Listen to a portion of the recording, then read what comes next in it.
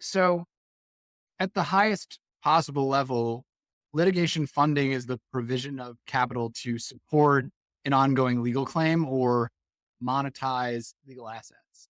The way I would think about it is consider the investment strategies you're most familiar with, right? Like one can go into the public markets and buy stock. Someone can provide capital to a private business. You can put out a loan to a company that, has slow going cash flows, or an individual who wants to buy a house, right? Like all of these are well-known asset classes that have investments behind them. We're investors in an asset class too. And that asset class is legal claims. And the most typical way we invest in these legal claims is to provide capital during the active pursuit of litigation.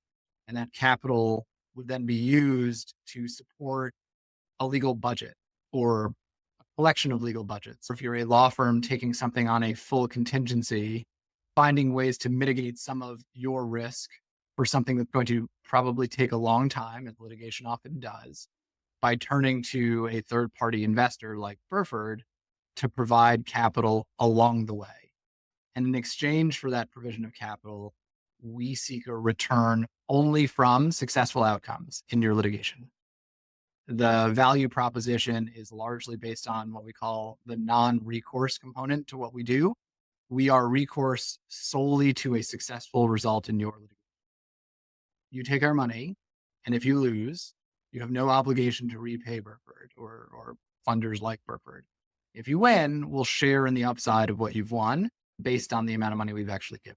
And so we just want to make sure that everyone's motives are as pure as they can be when thinking about disclosure, but certainly within the confines of our own deals, for instance, we always recommend that the lawyer, if we're doing a deal with a law firm, we always recommend that the law firm disclose the presence of litigation funding to its client, right? Like the last thing we want to do is for anyone to be surprised.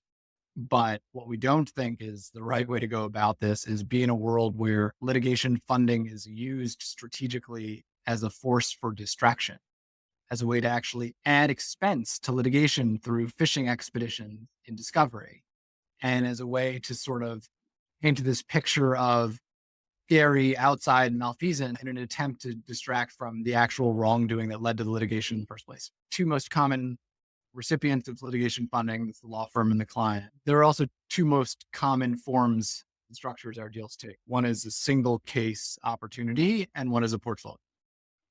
In a single case opportunity, the funding will go toward one piece of litigation, one litigation. And the pricing for that deal will often be higher because our success is based on one outcome. Will that single piece of litigation resolve well, or will we lose all our money?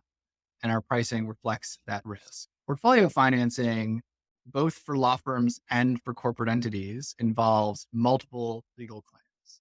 So for a law firm, that could be a book of contingency matters where to date, they've not seen any money. And instead, what they'd like to do was see some money over time.